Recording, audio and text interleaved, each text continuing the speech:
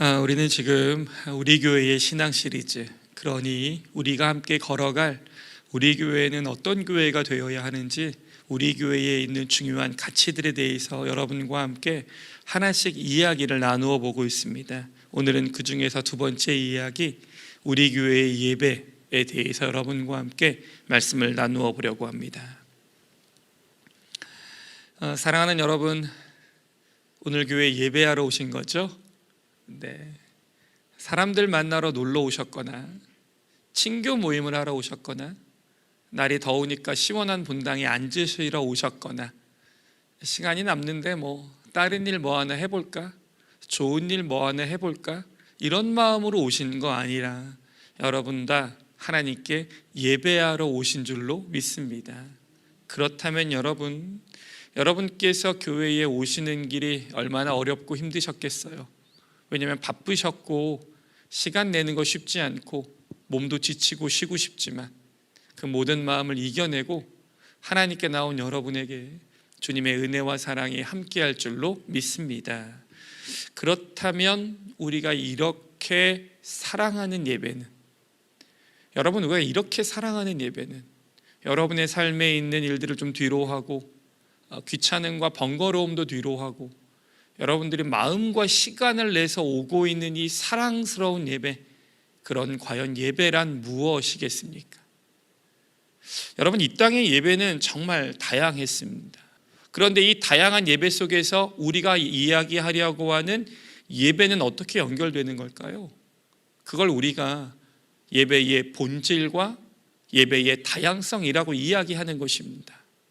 그래서 오늘 여러분과 함께 나누려고 하는 건 그 예배, 수많은 예배 동안 한 번도 바뀐 적 없는 예배의 본질과 우리 온누리 비전교회 안에서 드려지고 있는 이 예배의 다양한 색깔은 어떻게 연결되는 것인지를 나누려고 합니다. 마치 이런 설명으로 하면 좀 쉽게 이해되실 것 같습니다. 예를 들면 여러분들이 찬양 경연대회를 나간다고 생각해 보십시오. 그러면 이런 것들이 주어지거든요. 지정곡과 자유곡 말입니다. 예배의 본질이란 지정곡 같은 거예요. 누구도 예외 없이 그 본질 안에 예배해야 합니다. 그건 어느 공동체, 어느 시대와 예외 없이 모두가 다 그 지정곡으로 예배해야 되는 거예요. 자유곡은 뭘까요? 그들이 갖고 있는 환경과 상황에 맞게 자기들의 빛깔을 드러내는 예배 말입니다. 오늘 그렇게 같이 함께 좀 나누어 보려고 합니다. 그럼 먼저 모든 교회가 지켜야 할 지정곡과 같은 본질의 예배, 그것은 무엇일까요? 그걸 쉽게 딱 이렇게 말씀드리면 예배란 하나님께 나아가는 것입니다. 예배란 하나님께 나아가는 것입니다.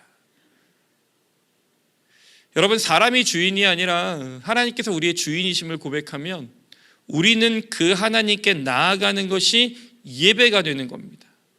오늘 여러분과 제가 함께 읽은 말씀 22절에 보면 이렇게 기록되어 있습니다. 들어보십시오. 우리가 마음의 뿌림을 받아 악한 양심으로부터 벗어나고 몸은 맑은 물로 씻음을 받았으니 참 마음과 온전한 믿음으로, 이렇게 되어 있죠. 하나님께 나아가자. 하나님께 나아가자. 이렇게 말씀하고 있습니다. 정말 중요한 설명인 거예요. 나아가자. 예배란 하나님께 나아가는 것입니다. 그러니까 사람들이 오해할 때 지금의 형태의 예배 때문에 많이 오해하시는데, 예배란 내가 앉아서 받는 서비스가 아니에요. 예배란 그냥 내가 앉아서 그 자리를 체험으로 받는 게 아니에요.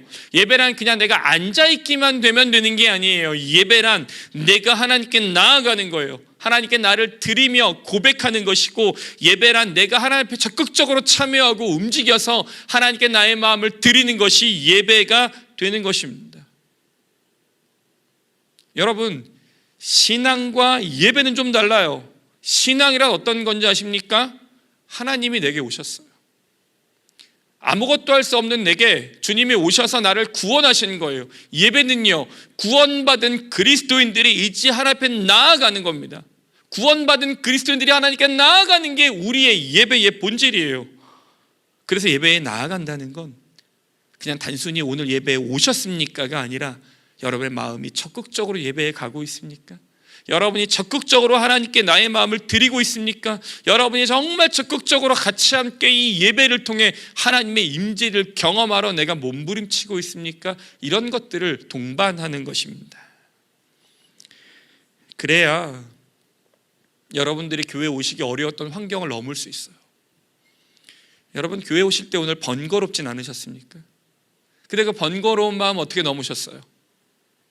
물론 다 좋은 신앙인이셔서 그런 마음 안 가지셨겠지만 번거로우셨다면 어떻게 넘으셨습니까? 내가 하나님께 나아가겠다는 나의 강력한 마음의 고백이 이것을 넘게 하잖아요. 귀찮음을 넘게 하잖아요. 혹시 여러분 자녀나 교회 안 다니는 어떤 가족을 교회로 데리고 오실 때 제일 먼저 듣는 말이 뭘까요? 귀찮다는 말인 거죠. 네, 그냥 다음에 간다는 말인 거죠. 그 문턱 넘는 게 생각보다 어렵거든요. 근데 여러분들 다 그걸 넘으셔서 오신 거잖아요. 그 말은 뭘까요? 다른 문턱도 넘으실 수 있어요. 여러분의 인생의 예배를 방해하고 있는 많은 문턱들을 넘을 수 있어요. 여러분들이 하나님께 나아가는 것들을 막고 있는 것들도 넘을 수 있어요. 여러분들이 예배에 나왔다는 것만으로도 우리의 삶에 많은 걸 넘은 여러분, 앞으로도 넘으실 수 있습니다. 여러분을 방해하는 어떤 세력도 넘을 수 있어요. 그 어떤 것도 여러분이 하나님께 나아가는 걸 막을 수 없으니까요.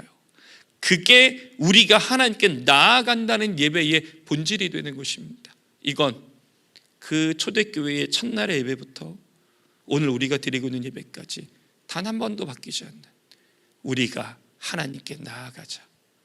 그것이 예배의 본질이 되는 거죠. 그래서 예배에 중요한 캐치프레이즈가 있다면 이렇게 말씀드리고 싶어요. 자, 이제 우리 하나님께 나아가자.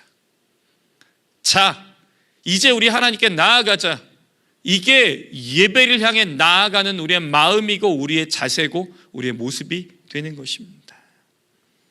그렇다면 이젠 마치 자유곡처럼 우리 교회에 어울리는, 아니 우리 교회가 꿈꾸는, 아니 우리 교회가 함께 만들어가기를 원하는 우리 교회만의 예배의 색깔은 뭘까요? 저는 오늘 본문을 통해서 여러분에게 두 가지로 그것을 정의 내리고 말씀드리려고 합니다. 첫 번째는 이런 예배입니다. 담대히 나아가는 예배예요. 담대히 나아가는 예배. 표현이 조금 추상적이긴 한데 말씀을 읽으면 어떤 말씀인지 금방 알 수 있습니다. 오늘 말씀 19절에 되는데요. 여러분 제가 읽을 테니까 들어보십시오. 그러므로 형제들아, 우리가 예수의 피를 힘입어 성소에 들어갈 담력을 얻었나니, 예수 피를 힘입어 성소에 들어갈 담력을 얻었다, 이렇게 말씀하십니다. 여러분, 성소에 들어가는데 왜 담력이 필요하죠? 성소에 들어가는데 왜 담력이 필요합니까?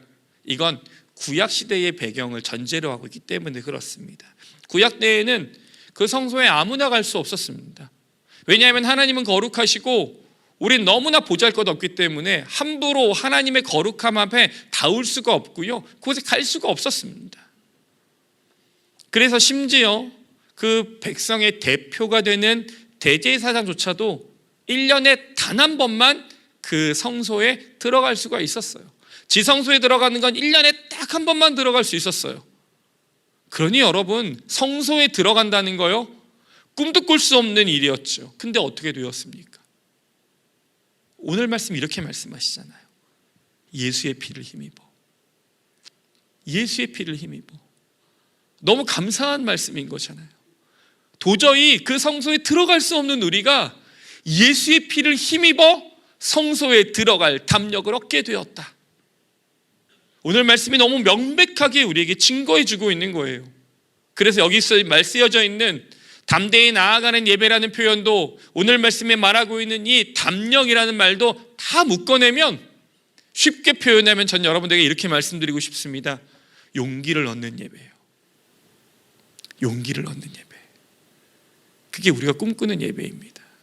상담하기선 이렇게 말합니다. 요즘의 시대를 나이가 들어갈수록 점점 위축되어 가는 시대래요. 위축되어 가는 시대예요. 근데 그 말이 딱 맞더라고요. 어렸을 때는 비교의식이 별로 없었는데 나이가 드니까 비교의식이 생겨서 비교로 나를 위축해요. 저 사람이 나보다 얼마를 더 가졌는지, 같이 있었던 동료와 함께 회사 생활을 했던 사람들이 나보다 더 많은 재산을 갖는 것, 그런 모든 것들이 나에게 비교가 되면서 나를 위축시킵니다. 넌 뭐 했니? 라는 말이에요. 실패가 두려워요. 예전엔 실패하면 다시 일어설 수 있었거든요. 지금은 실패하면 다 끝나는 것 같은 거예요. 한 번 삐끗하면 난 다 끝나는 것 같은 거예요. 그런 마음 들잖아요. 관계는 두렵죠. 과거엔 사람 만나는 게 그렇게 좋았고, 사람 만날 때 그렇게 햇살 같았던 분들이 이젠 누구를 만나는 거에, 새로운 사람 만나는 거에 너무 사람에게 상처받았어요. 이런 말 하니까요. 변화가 두려운 거죠. 지금 그냥 이 모양 이대로가 좋습니다. 이런 마음이 드는 거예요. 여러분, 이게 어떻게 연결될까요? 신앙도 넘어오기 시작해요. 하나님께 나아가는 것이 위축됩니다. 어떤 게 위축될까요? 하나님께 나아가서 나의 모습을 있는 그대로 보여드리는 게 두려워져요. 여러분이 있는 그대로 하나님께 나를 고백하는 일이 두려워요. 왜요? 그러면 나의 민낯이 낱낱이 드러나니까. 나 꽤 괜찮은 사람인 줄 알았는데 하나님 앞에 가서 나의 죄목을 하나하나 말해버리니까 내가 별것 보잘것없는 사람이라는 걸 알게 되니까 두렵죠. 두려워요. 숨어버려요. 아담만 죄를 짓고 숨은 게 아니었어요. 나도 하나님부터 숨어버리려고 해요. 기도를 추상적으로 하기 시작합니다. 기도에서 숨어요. 소극적이 되고요, 형식적이 돼요. 어떻게 될까요? 신앙이 메말라가는 거죠. 그러니까 끊임없이 이전보다 더 나아지셨습니까? 라는 질문에 답이 어려워져요. 용기 있는 예배란 뭘까요? 담대히 나아가는 예배란 그런 생각들을 깨트리고 다시 하나님으로 회복하며 우리의 마음에 용기를 주는 예배인 거예요. 우리의 마음에 잃어버린 용기를 주는 예배예요. 왜냐하면 우린 예수 피를 힘입어 성소를 가로막았던 휘장을 찢고 주님이 열어주신 길로 들어간 사람들이니까요. 그걸 경험한 우리가 그 어떤 용기로 그 앞에 나아가지 못할 게 있을까요? 우리의 예배로 우리의 삶을 다시 용기 있게 나아가게 만드는 예배, 주님으로 다시 세상을 향해 담대히 나아가며 세상을 품는 그리스도인이 되는 예배, 여러분, 그게 우리가 꿈꾸는 예배인 거예요. 그래서 사랑하는 여러분, 이 어려운 시대에 예배로 더 큰 용기를 얻어서 세상 향해 믿음으로 나아가는 여러분 되시기를 주님의 이름으로 간절히 축원합니다. 그게 우리가 꿈꾸는 예배예요. 두 번째는요, 서로 격려하는 예배입니다. 서로 격려하는 예배. 오늘 말씀 24절에 보면, 24절과 25절 보면 읽어드릴 테니까 들어보십시오. 서로 돌아보아 사랑과 선행을 격려하며 모이기를 패하는 어떤 사람들의 습관과 같이 하지 말고. 여러분, 신앙은 개인적이에요. 신앙은 개인적이에요. 좀 안타까운 이야기지만 만약 여러분들이 아무리 교회 다니지 않는 가족을 위해 기도한다 할지라도 그가 자기의 입으로 그리스도를 주라 고백하지 않으면 그는 구원에 이를 수 없습니다. 여러분이 아무리 안타까운 마음이 크다 하더라도 이룰 수 없어요. 왜요? 신앙은 내가 고백하는 거예요. 아버지의 신앙을 믿음의 유산으로 이어가는 건 축복이지만 그 자녀가 고백하지 않으면 신앙은 이어지지 않습니다. 그러니 신앙은 철저하게 개인적이에요. 신앙은 곧 나와 그리스도의 문제예요.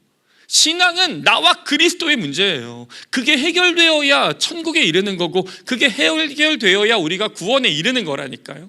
신앙은 철저하게 개인적입니다.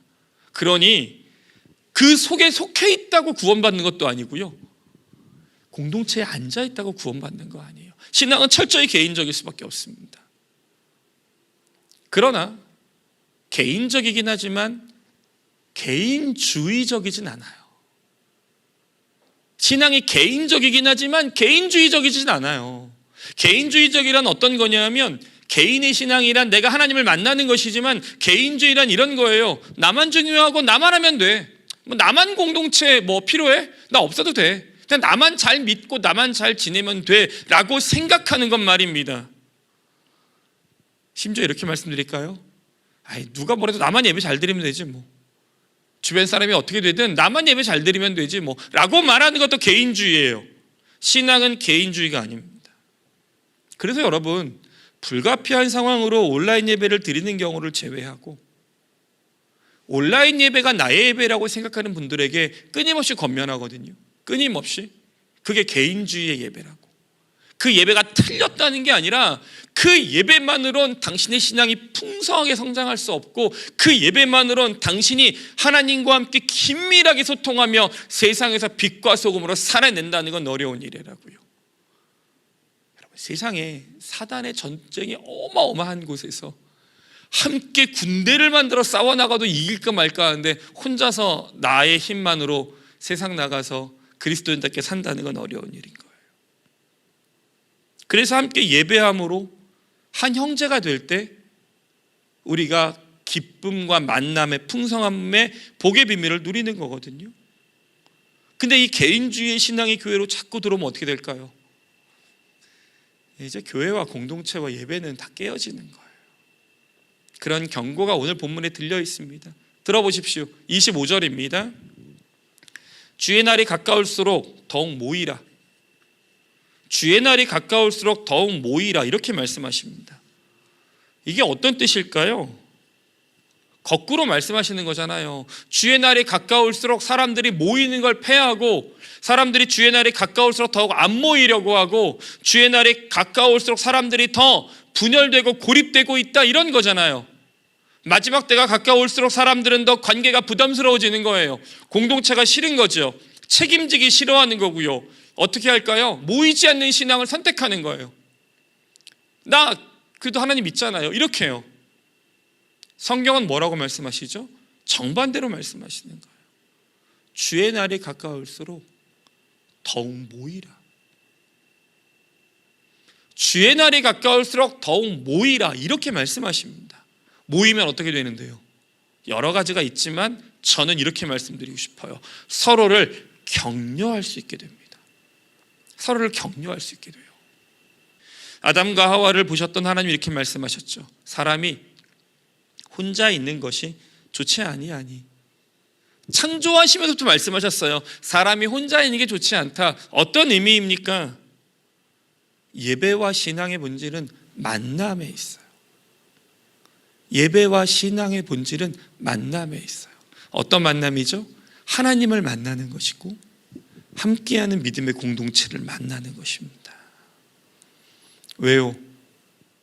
하나님과의 만남이 우리에게 용기를 준다면 성도와의 만남이 우리를 격려하는 거거든요. 매일 반복되게 앉아있으니까 그 가치를 잘 모를 뿐이지 여러분 예배 안에 이렇게 많은 성도들이 있다는 게 얼마나 놀라운 감격인데요. 저는 일본에서 선교사로 있었으니까 일본 이야기를 잠깐 해드리면 한 아이가 있었어요. 일본 아이였습니다. 초등학교 때부터 교회를 너무 열심히 나왔어요. 제가 너무 예뻐했고 그 아이를 잘 가르쳤죠. 근데 아이가 중학교 1학년이 됐습니다. 교회를 안 나오기 시작해요. 그래서 아이가 이제 어느 날 교회에 나왔을 때 물어봤죠. 왜 교회를 안 나왔니? 아이가 이렇게 말하는 거예요. 자기 학교에 1000명이 있대요. 학생이. 근데 그 1000명 중에 교회 다니는 사람 딱 한 명이랍니다. 그 한 명이 바로 자기인 거예요. 아이가 교회에서 늘 예수님이 진리이고 예수님이 신앙의 전부이고 이 세상에 가장 귀한 왕의 왕이라고 들었어요. 학교에 갔습니다. 1000명의 아이 중에 딱 한 사람이 교회를 다녀요.